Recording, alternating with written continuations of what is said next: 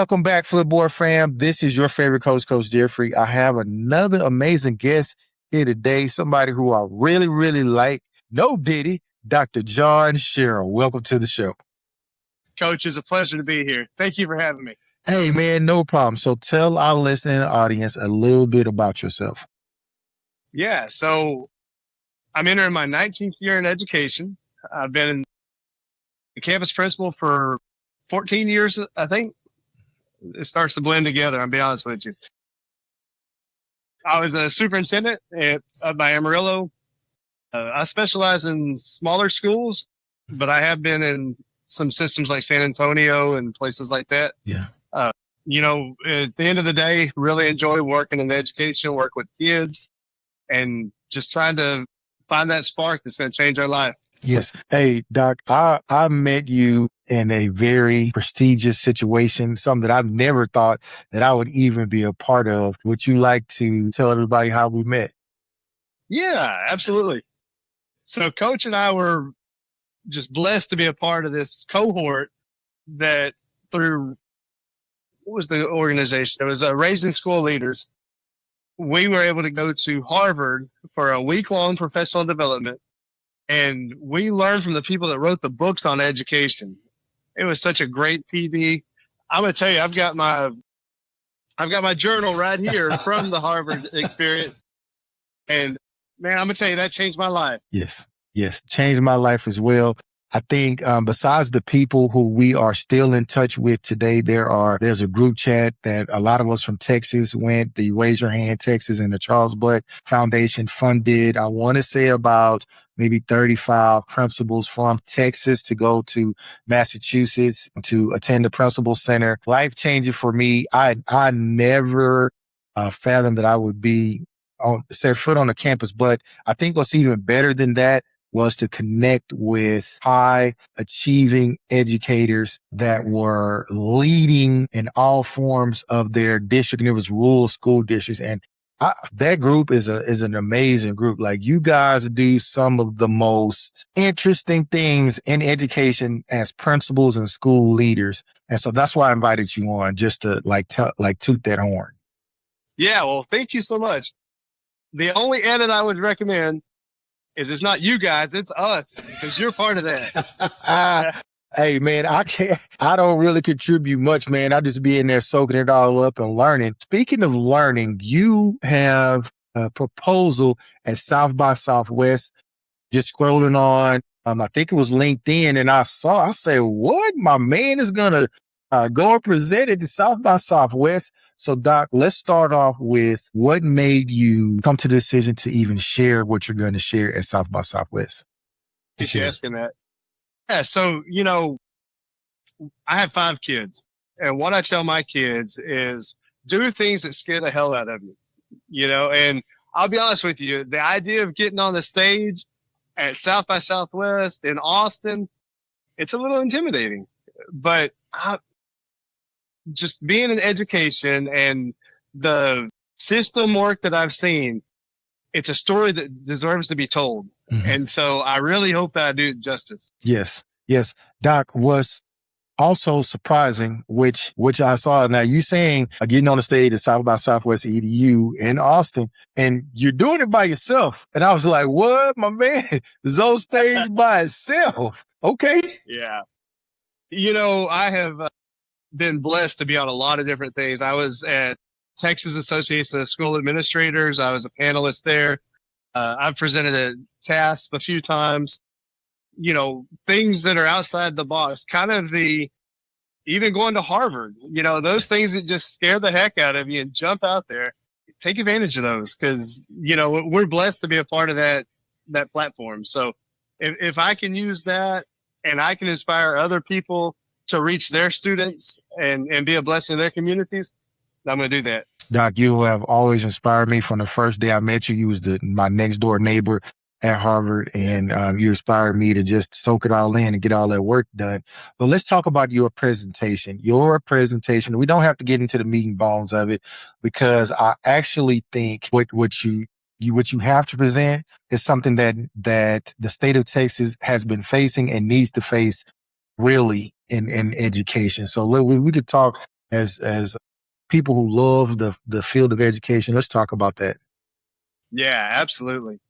So, my presentation starts with a story about a young man named Mario. And when I was in the San Antonio system, Mario had some challenges. Just to give you a little bit of a preview, he was a captain on the football team, senior. He was committed to go into the Marines, and he goes out for a coin flip at the bi-district championship, and he collapses on the field. And so we're talking the end of first semester, and when he wakes up, he doesn't remember the last 4 years. And so you talk about 504, you talk about migrant parents and trying to make accommodations and help him. It was such a challenge. It was such a hell to go through at the time, but it helped me vastly in my administrative experience. And it helped me know that kids are worth so much more than a test score.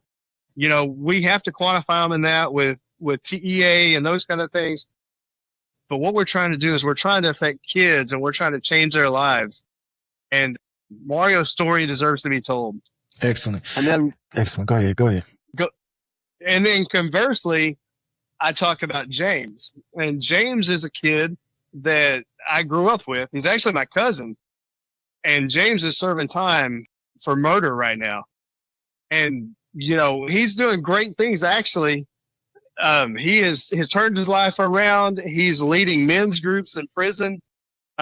But he is a poster child for a system that didn't see him. And so when we see kids, we get a Mario. Mm-hmm. When we don't see kids, we get a James. And we, as educators, have a moral imperative to see the kids. Gotcha. Doc, now you know what's going on in Texas and in education right now, and just specifically talking about seeing kids and again, I don't want to put you in a box, and I don't want you to feel like you have to answer a question. But when we start really talking about education, a lot of what we consider to be education is now turned political. And without getting political about it, like how are you as a school leader to navigate relationships with students and not let the extra stuff get involved? Yeah. Well, Coach, let me start this part of the conversation by saying we received our preliminary scores today. And Grapeland High School, which is where I'm the high school principal, we received our first A ever. Wow. Congratulations. Yeah. Well, man. So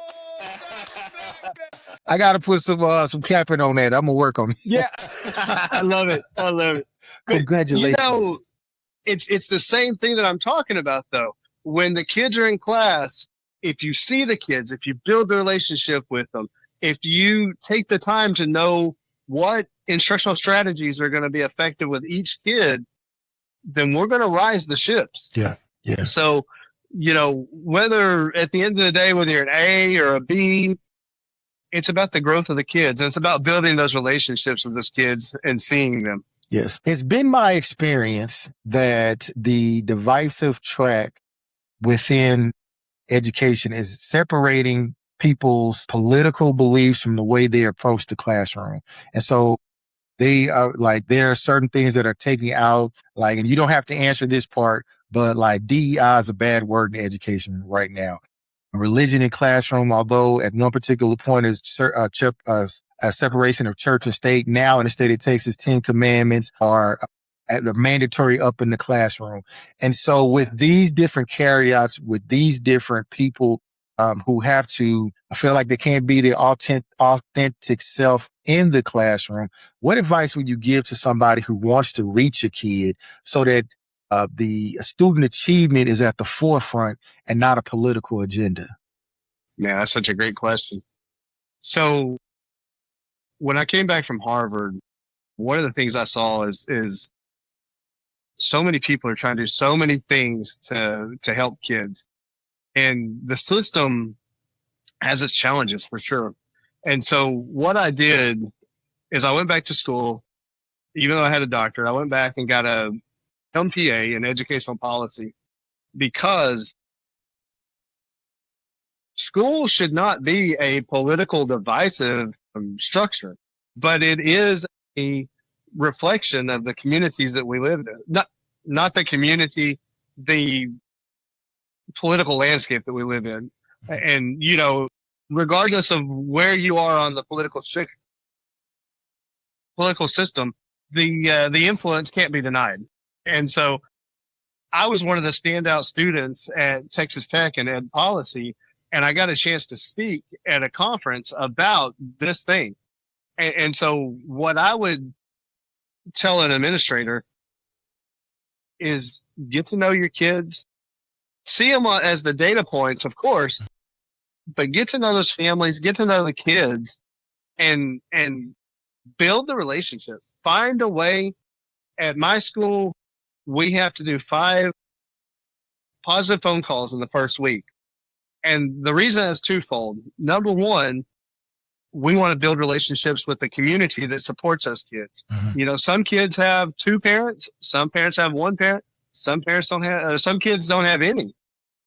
And so we want to, when we're kind of in that honeymoon period, we want to build that relationship and really put some currency in the bank because we may need that later on. And the other thing I would say is relentlessly pursue student achievement. Too often we get caught up in the weeds of things that don't really add to the culture. And so be about the kids, be about that business, and then everything else will kind of mute a little bit. Yeah. Yeah. The people who spend the most time with kids and teachers, I'm going to give those to teachers. Teachers spend a lot of times with kids, and I know they're feeling the pressure of having to improve and having to get the best out of kids. What encouragement do you give your teachers to go from, what were you guys before an A? We were a C. Wow, man. Hey, from a C to an A at a high school campus with the same kids and the same staff. You didn't hire anybody straight from Harvard to come in and teach the class, right? No, we didn't. You had the same teachers in the room, man, and the kids were already there. So the knowledge and the talent was already there. What advice do you give your teacher, sir? So what I told my teachers coming in is we're going to keep it simple. My campus motto is, and it has been at every campus I've been at, above all, student success. And so, what I told the teachers, I'm just thinking back to those first faculty meetings, is guys, we're going to have a plan because if we don't have a plan, you can't wing it. We're going to look at data, and we're going to look at data a lot. And when those data points say that we're not making progress, then we'll find a way to make progress. But I had to do that. I had to start with building the culture and finding low hanging fruit, finding those wins, and then bringing people along every chance we got to go. Mm-hmm. Snowball and effect. So I think that's exactly right. Mm-hmm. Yep. Snowball effect. Yeah.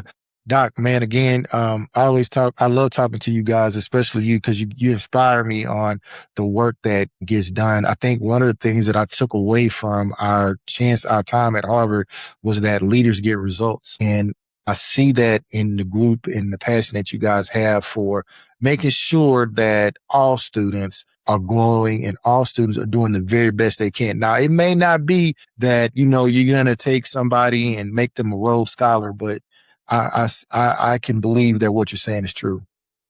Yes, sir. Yes, sir. Well, I want to echo what you said. Coach, you inspire me.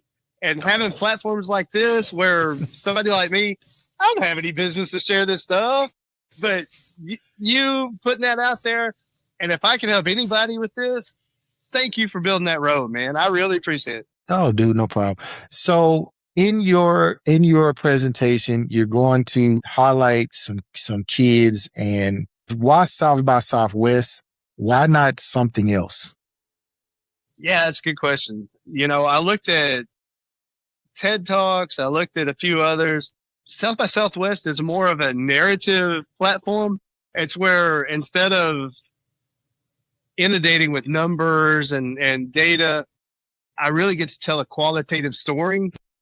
And I think that the participants are going to walk away from there hopefully inspired but also saying, hey, I can take this back to my campus and I can make my campus better tomorrow. Yes. That's my goal. Doc, that is actually it. I'm not going to toot my horn.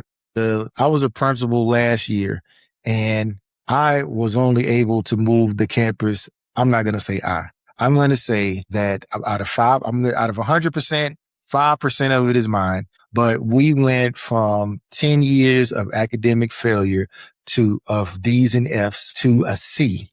The first time in 10 years that we got to a C. And again, just gleaning off of nuggets from what was dropped in the group of who was saying what, or just the encouragement that's going on. How important is it to have a personal learning network where you can get support and be encouraged when times is rough? Because that's a rough thing. Yeah, man. First of all, I want to say congratulations. You went into a culture where they didn't expect much change, and I'm sure you got a lot of resistance. Yeah. It probably took a lot of arrows, coach. Yeah. And so that's really impressive. And I'm going to tell you this, in this economy, that wasn't the right word, in this environment, learning the game, learning how to play the game, and moving any bit is impressive. So that's incredible. That's incredible. But as far as our group, man, I'm going to tell you, the amount of knowledge and wisdom that we get through those guys, it's phenomenal. It really is. And nothing else, it validates the struggle because somebody else is going through the same thing you are. Yeah. And so having that professional learning community, if you will, mm-hmm. It's like pouring gas on the fire. Yes. Yes, I agree. And you said you've been a principal for about 14 years. I know you've been in education. You said about 20? Yes, sir. Yes, sir. And so within being a part of a high collaborative learning culture, are those things that you seek out throughout your career? Or I know you said do things that scare you, but do you go and build those communities, or do you suggest that people get those communities, or how do you do that amongst your staff in order to keep that student achievement process going? Yeah, absolutely. You know, when you come into a campus, you have to find those that are going to buy into your vision. You know, and I've been really blessed with that. We have some instructional coaches that they just need a little bit of guidance, and they took off and ran with it. And so what I could do is I could find instructional priorities, and they would roll it out in their professional learning communities. They would go in and do coaching cycles with the teachers. And so they were hearing it from peers. They're also hearing it from me on an administrative level. And when it gels, it works pretty well. Yeah. And I got one other nugget I'll share with you if you got a second. No problem. We got plenty. I love it. So what I would do, I always like to give the students a voice. That's kind of a theme in everything that I do, right? And so what we would do is we would focus on something, and maybe it was exit tickets, for example, right? And so we would talk about what an exit ticket looks like, why it's important, why that informal assessment is going to give you some data. And so what I would do then is I would poll the students. It's real free. It's real easy and free. You can go through Google Forms. Hey, kids, who's doing a good job with this? This is what we're looking for. And so the kids would tell me, hey, this is going great in such and such class. And what I would do is in the faculty meeting, I would recognize those efforts in front of their peers. It's gold, man. Yeah. You want to change culture? Yeah. Oh, yeah. Oh, that's a good one right there. I'm stealing it. Yeah, I love it. I stole it now. It's over with. It's over with. Hey, I'm stealing that one, sir. That collective teacher efficacy, that builds that collective teacher efficacy, and it's also rewarding. And then, so another thing too, like people are kind of down on John Handy right now, saying his research doesn't work, it's unsubstantiated, but it just shows to me that like that collective teacher efficacy and rewarding student behavior that also self-checks, because giving the students what the teacher's supposed to be teaching, and then the students looking at what they're supposed to be learning, that's metacognition. In my opinion, right? And so like that is a deeper level. That is so slick. You a Jedi Knight on that one, sir. Well, I'll tell you, I got that from Marzano's. They have a platform called High Reliability Schools. And that was part of it is if this is what you're trying to accomplish, what do the kids see? And so that's kind of where I got that. Love that, man. That is so deep. So you have now, how long have you been at Grapeland? It was my first year. Well, started my second. Started your second year. And to come in and do some whirlwind changes. I know a lot of times you are sometimes standing on the shores by yourself. How do you keep your hopes up when things don't initially move in the right direction? What motivates you? Well, I'm going to tell you, the kids in the classroom. And not the kids. This is what I tell my faculty. I've got 5 kids. They're going to get theirs. And I'm not worried about them necessarily. But the kids in the classroom that don't have anybody to advocate for them, the kids that tell me I can't go to college, that's who inspires me, because we need to build a platform where they believe they can, whether they choose to or not. They believe that they can, because I guarantee you they've got a trajectory and they've got a potential where they can be successful. Yeah. And so those kids, when we talk about above all student success, it's those kids that inspire me every day. Mm-hmm. I love that. I love that, man. So what do you need us to do in order to guarantee that you can get on that to present your panel? What do we need to do? Yeah. So on my LinkedIn and my Facebook profile, there is a panel picker. And that's how South by Southwest is a little bit unique, because they want to hear from their participants who they want to see on the stage. So I would love it if everybody could go on and vote for my presentation. I sure would appreciate it. Yes, I'm going to reshare it again. I want to do this podcast so that we can get the word out.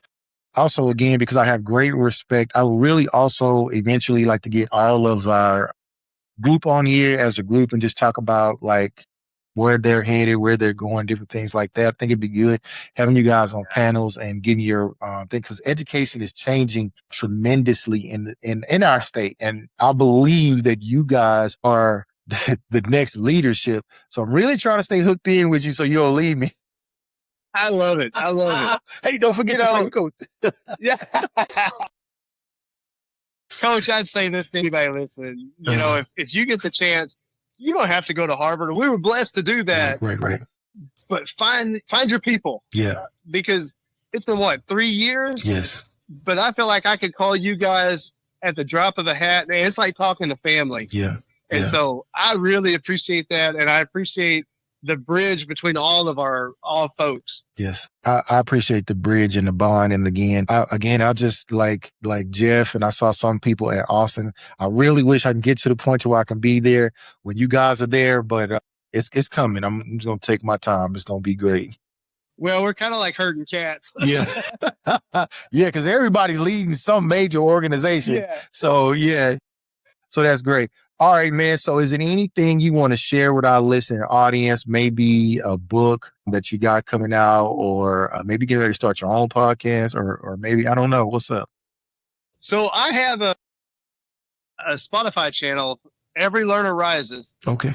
And it's not great. It's fledgling, but it's definitely something that I've got some papers that Notebook LM helped me do this podcast. Yeah. But my goal is to start something like this. I'm really inspired to be a part of this. Okay. Hey, well, Doc, let me go ahead and tell you, the door is always open. You can come on here and we can talk about any subject at any time. Special guest co-host, Dr. John Sherrill, because I can call him Doc. He brings legitimacy to what I'm saying. Absolutely. Did it keep me in mind? About the Cowboys. Don't worry about it. We don't know what Cowboys are down here in the great state of Houston. Yeah. Yeah, Doc. Hey, man, it was great seeing you, man. And again, thank you for always inspiring and just being a good person, man. Being a good man, good God-fearing family man. I appreciate that. Looking across the good people across the state of Texas. We were growing up and they called Texas the friendly state. And so like people like you embody that. And so I appreciate that. Thank you for saying that. I appreciate it. All right. And back at you, brother. Back at you. Yeah, no problem. All right. So thank you again and have a great day. All right. Y'all too.